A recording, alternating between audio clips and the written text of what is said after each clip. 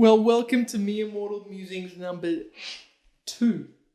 2, yes, but Which is episode 34. 34, yes. Confused me now. I almost forgot again. I was just like, oh, jeez. It's 6:19 p.m. We're starting to do these a little bit later, which is nice. It's a Wednesday afternoon here in Brisbane, in Australia. It is 6:19, yeah. So, Sun's starting to set. I was hoping to do it. It looks so much better with the natural light coming in. oh, did it? Well, just in general. Well, I guess the sunset's setting that way anyways, so we don't particularly get the full Yeah. light of the sun. So. Well, even just natural light coming in is better, but if we were doing it like 5 o'clock, I'd be a bit worried because then it'd start here and then be pitch black by the end. So, whatever. Yeah, that is a point. That's a good point, actually. I'm drinking today, so I've put some tea. Is that licorice? No, it isn't the licorice one. So it's like a red tea, and I've mixed it with coffee. So I'm a bit tired today. Yeah. I was saying to you earlier, finished 2 days of working fairly heavily, fairly hard. Yep. So it feels nice to just do a little bit of something that's, not as intensive in thinking. And I think that was one of my points for the week that was. Looking back at it, then there's been bouts of time when I was really busy at work. Yeah. And other times when I was a bit more relaxed.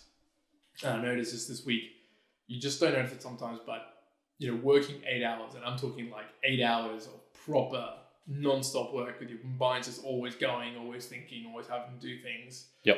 You get to the end of it and you just feel so sapped. You just go like, when I finished work today and I was like, oh man, like I just want to go for a drive and listen to something and just kind of relax. I don't know if you've experienced that. I know lately perhaps, but no, not work in that sense, but in the sense that I'm doing lots of things and then I can get to the end of the day.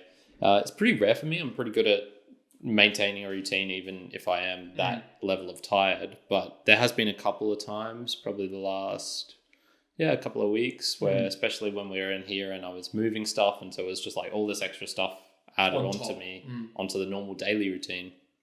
And there was a couple of days where I got to, I guess, 10-15, and that's when I normally do like 45 minutes of reading, and I just wasted it. Just either went to sleep and got some extra sleep or dicked around on YouTube or whatnot, just looking at doing it. silly stuff. Oh, I gotta say, look, sometimes that's not that it's worth it, but it's acceptable to have that little bit, not gratification, but just like letting yourself unwind and be like, okay, all right, you just went through a massive intensive period.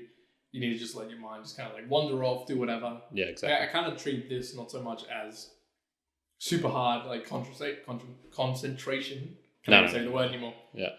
But it was more like, you're just talking. So it's a little bit like, it's a little bit more free flowing. It's a little bit easier. Exactly. Good. All right. Tell me about the week that was. Have you got some stuff to share?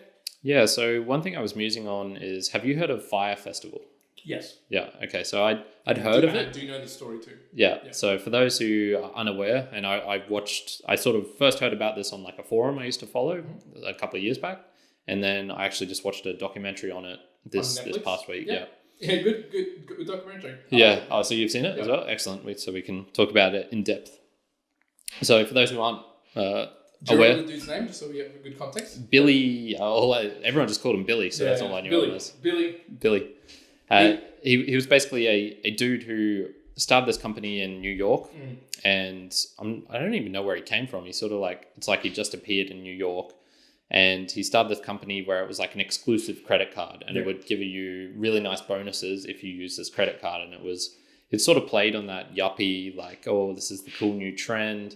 It's a metallic card, so, it makes a big noise when you drop it on the table. There's a whole Black Centurion card, which is like this card where you can actually buy, that you can't buy, you can only get from American Express when you spend over $1 million per year. They'll give you what's called the Black Centurion card, which is a black card like that has essentially unlimited spending on it. Okay. So that's where he played off that Black Centurion card into a card that's like, super exclusive, gets people involved. So that's where Billy began that scene and got quite a few people involved. Yeah. So basically he developed this scene of him as this crazy, he's a hot promising new entrepreneur. He's going to revolutionize blah, blah, blah. And he then gets onto the idea of starting a festival. Like he met Ja Rule through that connection where Ja Rule would sort of come to these events that he was hosting of these people coming in for the card. I think it was called Magnesius, something like that. Yeah. And he then decided, okay, we'll start this. Let's do this festival, and it was actually as a promotion. That's kind of what it was. Yeah, and so initially it was one of Pablo Escobar's islands, and they basically went out there with, I think it was 30 models, so there was 30 to 60 people in total out there.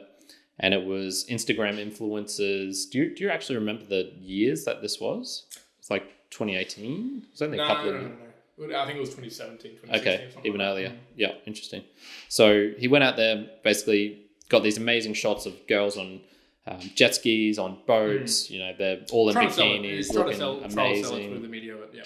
Yeah, and he then promotes this festival, which is like you're on a deserted island, and it's just going to be like hot chicks everywhere, rich people. Like you go there, you're going to sleep in these awesome tents or villas, or stay on a cruise ship. Yeah, you can do stuff with Kendall Jenner or whatnot.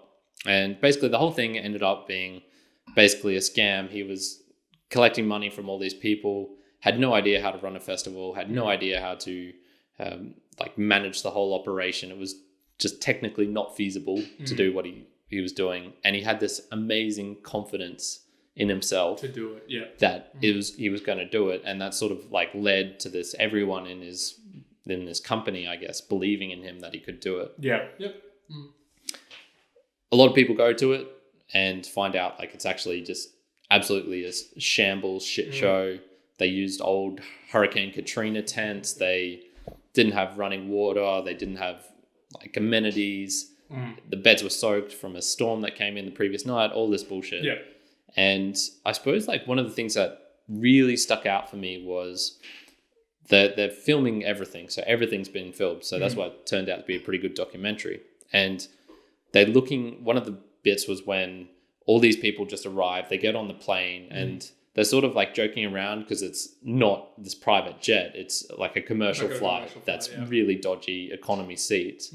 And some people have paid 250 grand, I think was like the maximum ticket. Yeah, but then all the others would have been thousands of dollars. These kids go on there, or kids, I say kids, they're adults, but they go on this trip. And everyone's thinking that it's going to be the most amazing time. And they're trying to hype it up in their head as well. So you can see like when they first get there, they're shuttled to this bar and it's sort of like, oh, okay, this is cool. We're just drinking. And then they go to the place and they start to realize just how shit it is. But for that, I guess like 5 minutes of the documentary that focuses on that, you can still see them trying to live it up and hype it up. Yeah. So they're still doing tequila shots and taking the selfies and stuff. While they're outside waiting to get into it, yeah. And I guess it was just this real like cognitive dissonance where they played into it as well. They played into the scam in the sense that he couldn't have got away with all of this if people weren't telling all their friends, like, I'm going on this amazing thing. I'm going to be on a deserted island. Yeah. I'm going to take so many selfies. Like Kendall Jenner's going to be there, whatnot. And even when it was all falling to parts, like bits and pieces around them, they were still trying to take that selfie. Yeah, trying to be like, oh, look, we are here. Yeah. Yeah, and I just found that like absolutely amazing. I couldn't believe that. Okay, I could believe that there's people out there who want to really hype up the material lifestyle and impress all their friends and stuff. Like, totally fine, whatever. But the fact that they were still trying to cling on to that when it was absolutely apparent that it was just an absolute shit show. One of the things I found super interesting. One of the things in that documentary, but the interesting bit was the fact that Billy, and interestingly, after Fyre Festival, he then was under house arrest in New York City. Yeah. And then he started another scam while under house arrest and then got fully picked up and whatnot. Yeah. But the fact that the courage bit, so it was interesting for me because if you look at Billy as just like an individual, right? He was just someone who just thought, I'm going to make it happen no matter what. When you think of like entrepreneurs or business individuals or whatever, you know, a lot of people get sold on the fact like, you've got to try like as hard as possible. Don't have a backup plan. You just, whatever you think you can do it, you can do it. Like, don't worry about it. Yeah, yeah. This is where it can be dangerous. Having a plan B is planning to fail. Yeah, that sort of thing. Something like that. And I can understand what that means in the mentality sector of like, I'll only give 60% for the first go and only 40%. Fine. Yeah. Give 100% and have a full back plan so you can go and keep on going. But the whole mindset of, doing it recklessly, I think that for me was, okay, there's a difference between being, courageous and motivated and driven, but then you kind of cross that little boundary of, okay, now just being like insane, stupid, derailed in the way that you're doing things. And I think you saw it clearly there where he was taking a lot of things where, he had people like Ja Rule. He had probably people around him kind of telling him like, oh yeah, we can do this. But there's a point in that documentary where you can see people being like, no, this cannot happen. Like they're telling him this cannot, and he's just too far gone that he's like, nah, I'm going to make it happen no matter what. When, as you say, it was just theoretically like impossible. It wasn't going to happen. Yeah. And he just kept on going regardless because he thought, it was too big to fail. But really, he could have pulled it up at any point. That's to me what I pulled out the most interesting, that I was like, oh, okay. It's a good learning for everyone to be like, be driven and, go after for what you want.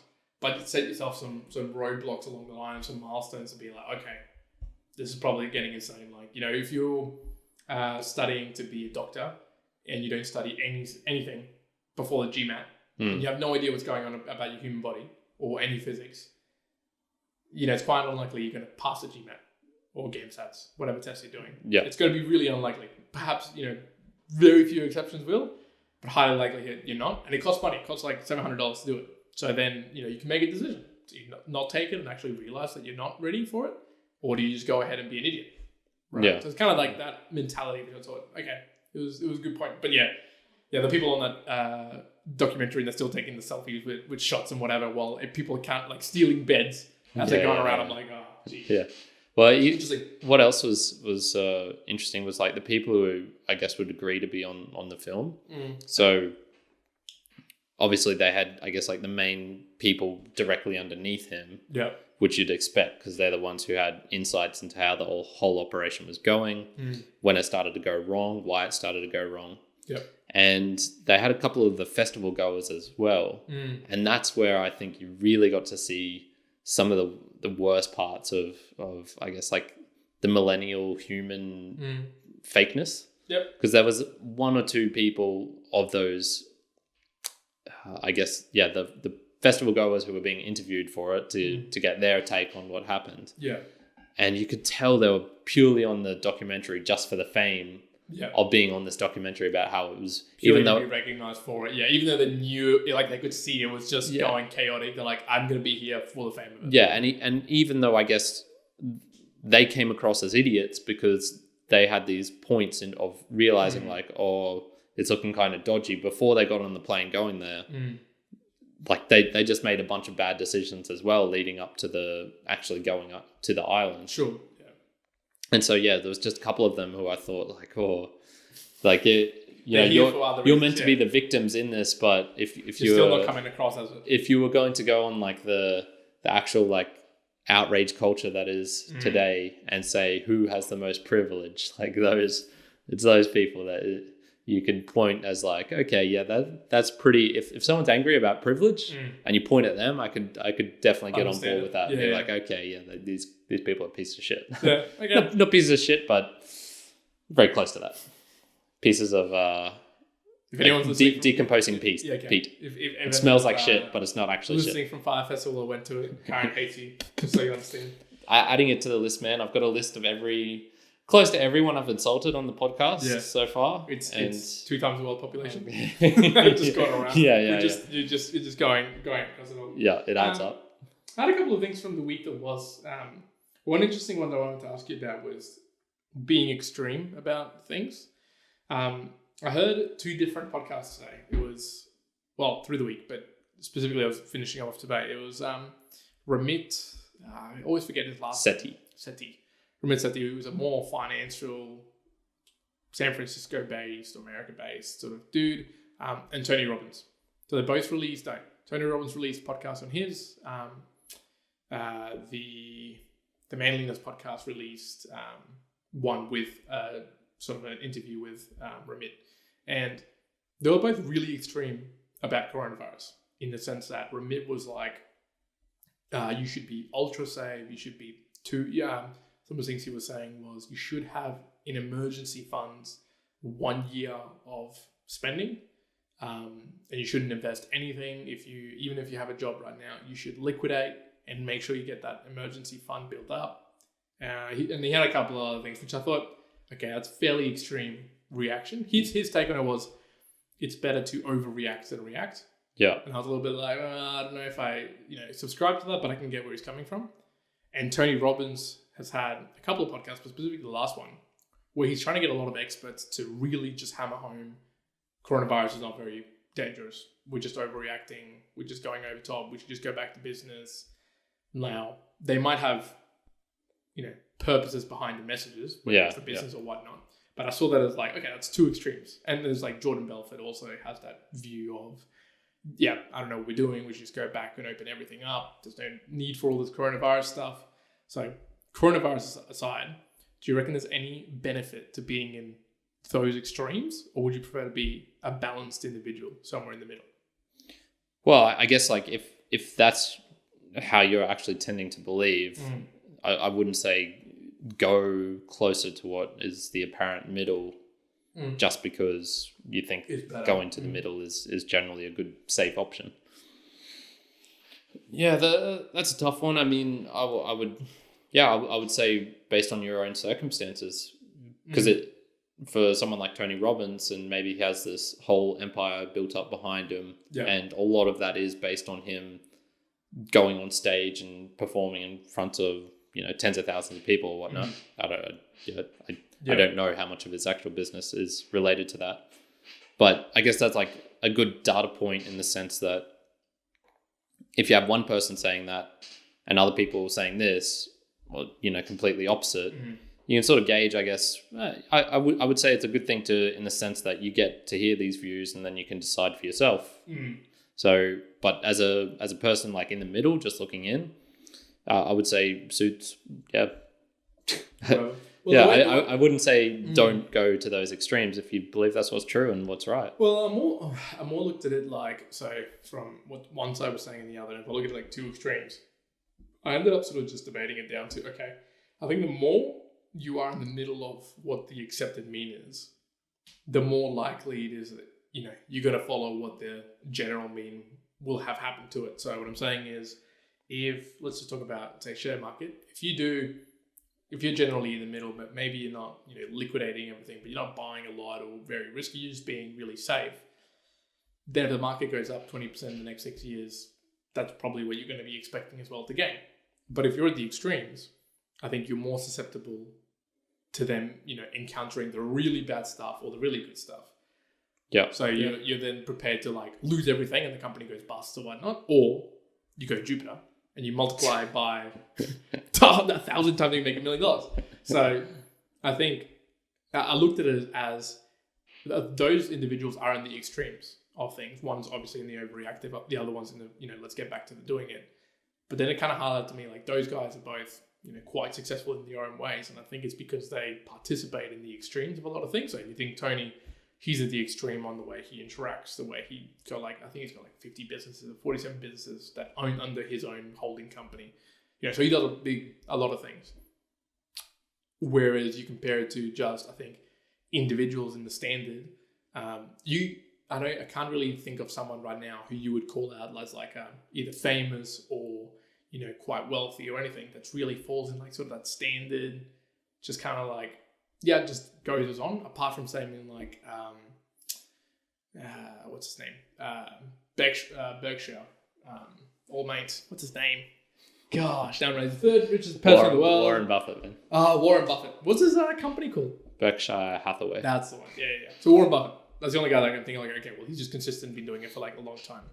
Okay. I think what I ended up landing at was, I think you got to really call out the moments, and it's, I guess, what you believe. But I thought more broadly as, I think you got to understand when the times are when you as an individual should be like, lay in the middle because that's going to be safest for you, and then understand when you can go to the extreme. Yeah. And then bearing in mind that extreme might mean like super happiness, or it could also land you in like super sadness and being okay to be in that ratio. So I think you brought up a lot of things there. So there's a lot of things I'm going to try and decompact, I guess, a bit of what you said. I think you were talking a lot of that with regards to share market and finance. Well, so I'll open up broadly. So let's talk about relationship. No, I don't know. Don't introduce something else. Sorry. Well, okay. So what I'm saying is, like, if we take away the share market discussion from it, you can either choose to be go what you'd call like a cookie cutter approach. So you go with like what the expected thing is. Yeah. So expected thing is whatever you think about the general, like stereotypical things. So you could just go to school, become a lawyer, do this. Invest in the safe share market space, like blue, like what you expect, like a bank, something where you're just like, okay, these are trusted companies, big companies that are going to go up. Yeah. Relationship, you just go for someone that's in your locality or that you like. So someone very diverse to your values or something like that. Yeah. So there's like that very standard stereotypical what it is. Then there's a very extremes where it could be, again, you decide to become a painter or to become, I don't know, a clown or something very different that's I guess, a lower population. And then what I'm suggesting there is the more you go to those extremes, the more variation you're going to encounter. Yeah. And just be expecting of that. So for me, when I was thinking about that, I'm like, okay, what am I standard on? And what am I extreme on? So I'm like, I feel like I'm a little bit more extreme in the way that I invest in comparison to you. So if I was to think about it, like in an investing sense, I'm more extreme. Not super extreme, but more extreme than you would be a standard. Yeah. But I'm very standard when it comes to the way that I like to train. Like I like to train. If I was just gym, I'd just do gym and maybe a little bit of fitness. Whereas you've got a little bit more variation and things where, it could be good if it goes really well, but you can also end up with being like, okay, well, you do a lot of these things. So say you just focus on like handstands and very unique things that not many people do. Well, that might pay off really well for yourself in a way, or it might end up being like, oh, it's so extreme and different that actually it's completely useless. And you've learned how to do a one finger handstand on a rope, but you barely get to do it. It doesn't ever work. You know what I mean? Something crazy like that. Okay. So it was, I don't know, it developed, this thought process developed over the last hour. So I wanted to like splurt it out. Yeah, nice. And get your take on it. Okay, so I suppose one thing that I can close off easily, I think, is I think most people are in the middle. And even though you said, it's hard to think of people who are in the middle. Yeah. I think most people are in the middle on most of things, but it's just the middle's uninteresting. So that's why you don't hear about it. True. Yep. You hear about left versus right. You hear about Star Wars versus Star Trek or something. You don't hear about the people who like both Star Wars and Star Trek. True. You don't hear about the people who are relatively centrist and I guess go with whatever, like they can have views on either side. So I think that's one thing. Like you just don't see those people because it's kind of boring. So it's kind of boring to get, the majority 8% every year for consecutive. Sure. With it, where I'm sure, like I'm saying, like there's lots of people out there, but it's not newsworthy or where people would be like, oh, that's like really amazing or extreme. It's just you can do that. You cut off like the last 10 years of Warren Buffett's, like the last 10 years, and he's kind of uninteresting because I think the reason he's gotten really wealthy is just because he's really old. Yeah. And so he's just been in the market so long that he's managed to do well. And yes, I've averaged a bit better than the market. But in essence, he's just a standard guy. It's not like every year he's doing 300% over the exactly. market. Yeah. It's just like a standard, just continually growing. I think arriving in those, I definitely agree. The more you tend to go to the extremes, it's definitely more risky, but there's more reward as well. So I think that's more about your perception of risk versus reward and your tolerance for that, and the avenue in that you're doing it. So there's some people who make it their profession in a certain way, or spend so much more time on something that they're prepared to not follow the grain of common conventional wisdom. But if they're very confident and have done the work, they can see like the golden nugget hiding off the standard path. Yep. So a good one for that is Nassim Taleb's The Black Swan. Yep.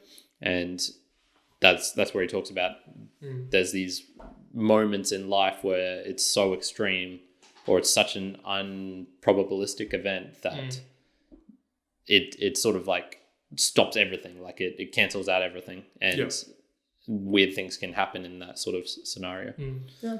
The last one as well, I would say, is getting to those positions. So say you're in the center and you start drifting one way. It's very different comparing Tony Robbins saying, we should be opening everything up, blah, blah, blah. And he's getting people on and talking about it. Yeah. Versus I watched another video of All Gas, No Brakes, where he went to a coronavirus protest, which was in the state capitol, I believe, in Washington. And these people are insane. Yeah. There's a dude running around yelling at people to cough on him, cough in his face.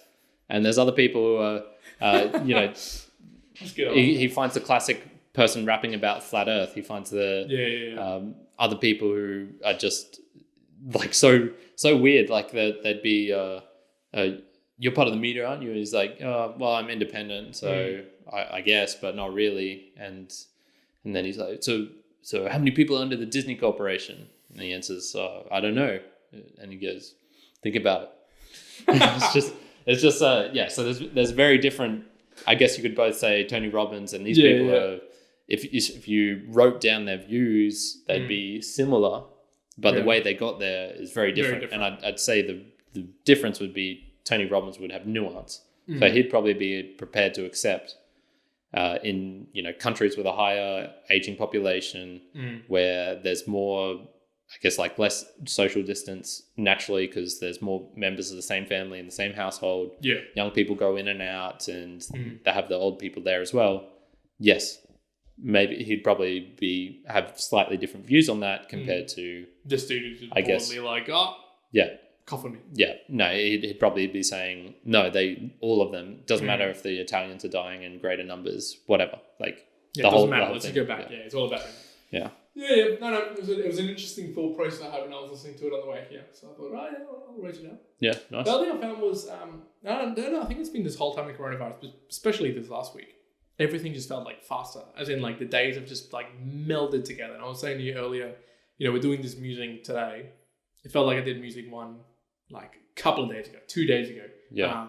We ran some kangaroo stairs in the local area here in Brisbane. I swear I was like not yesterday, but the day before that. I was like, oh man, I just woke up and I'm like, here I am on Wednesday afternoon. So based on that, it was something that I put down from last week. I've started sort of tracking daily not goals, but just like it's kind of like how you do it, but in a more simplistic nature of across business and finance, fitness and health and relationships. How have I ranked from a 1 to 5? And I've got my own sort of measurements behind it. Yeah. I think that has helped to at least take, a day by day approach and like, okay, cool. At least I'm retrospecting and be like, okay, cool. How'd I go? How can I improve for the next day? Am I still like going for the monthly goals, yearly goals and everything like that? So I'm not having to check, I guess, my yearly goals all the time or the monthly really. I'm at least just checking daily what's going on. And it feels like at least it's helping to slow down what otherwise would just be some chaotic, full speed, current series of events. So I feel like everything would just fall apart on each other and I'd be like, there's no break, there's no stopping. So at least letting me sort of reset and check it. But I was going to check with you, because I know you've been doing that for a long time. Do you feel like with your daily tracking of weight, you're eating, you're waking up and all that sort of stuff, do you feel like it pauses the day or at least helps you have like a good line of like, okay, cool, that's what it was, I now move forward? Or is it just like a habitual thing that you kind of like don't even think about anymore? It's a habit thing now. It'd be the same as you going for a walk in the mornings or I don't know, something you particularly do just before going to bed. I don't know. Those are just for reflecting back on a whole chunk of time. Okay. So do you find it that that's beneficial for you on a day-to-day basis or on like a big chunk of basis? Big chunk of time. Yeah. Only after looking back for a month or something and I can see what I was doing daily with all these things that I say that I care about and then I'll look and be like, oh, you didn't actually do your dream journal for 80-90% of the time. You obviously don't care about this. Why don't you care about it? Because it's like I'm having trouble sort of like reflecting on that while also doing meditation because like my brain is getting into like weird places when I do that. Okay, well, what can you do differently? And do you care about it that much? Because you're obviously showing that you don't care in the results that you're doing. So on a daily basis, I guess it can be like a little gratifying thing if you're first starting off and, putting ticks or yeses or 5 out of 5s or whatnot. But for a long enough time period, it's sort of, And even now I'm starting less to do it daily, updating it. And now it's more, I'll reflect back on the week and roughly put in what I did. Okay. Yeah. Nice. I'm finding it, and it's funny you say it because I thought in that whole eminent being that it's a 1 to 5 scale of rating. But to get a 5 is almost like it'd have to be like some extreme day. Like I would have had to buy Jupiter for it to be an actual like 5. So those who are wondering, Juan had the chance. He looked at this stock called Jupiter, and it was trading at 0.002. And then he thought about buying it, but had his finger literally on the button to sell some other things to get the money to buy it. Then went, nah, I don't think I'll do that. Should be all good. Over the 2 subsequent days, went up, what was that, 100,000% or 10,000%? Yeah, he would have, if he'd put $1,000 in, he would have got $100,000. So here I am sitting $100,000 down. Yeah. I said, nah, like whatever. It happens, you know. If you I've done plenty. Well, I haven't done that, but I've done other stupid shit. So. Yeah, it all happens too. If you're investing or you're playing around in the markets, you're going to see stuff like that happen. Yeah. So, it was just interesting with the 1 to 5 scale because 5 was just like ridiculous. So what I've set it at is I'm highlighting a day when it's above a 3, and right now over the last week and a half that I've been doing it, I've only had one day that's above a 3. And 3 is like fairly good. And that particular day was last Sunday where we did the podcast on this new setup with this new stuff, and it sort of worked well. We trained twice, and it was pretty good training sessions from legs and running up and down the stairs. More legs. I had a really good morning. All the relationships are like the big relationships, whether I keep sort of a positive mental state, I'm able to connect to individuals, have positive connections, all that sort of stuff. And so that one was quite high up, and that just registered a 3 out of 5. So I was like, okay, that's and now it's like for me, 3 is like wow, it was a fantastic day. 4 would have to be something where I've like far and above exceeded what I normally expect, and 5 is just like holy grail. Is going to be like one of the best days, at least for that sector, for that to happen. So what I'm hoping to do is track back to see. Maybe the particular day something happens and track them back to my monthly and yearly goals. Because if I can kind of go, okay, look, I reached, monthly goal number 10 or whatever, and it made for a really good day, and it was in relation to this, then I might have really quick feedback to go, okay, well, I can see that this is actually really important to me, and I should actually continue this because it's making for a good day. It's allowing me to continue to reach this goal. Cool. I can see it being aligned. Yeah. But if I do reach a goal, whatever it may be, and I have I still don't measure it in my overall rankings, like a very great thing, then it'll help me at least much more reactively or proactively go, hold on, I'm reaching goals, but they're actually not meaning as much to me on a day-to-day basis.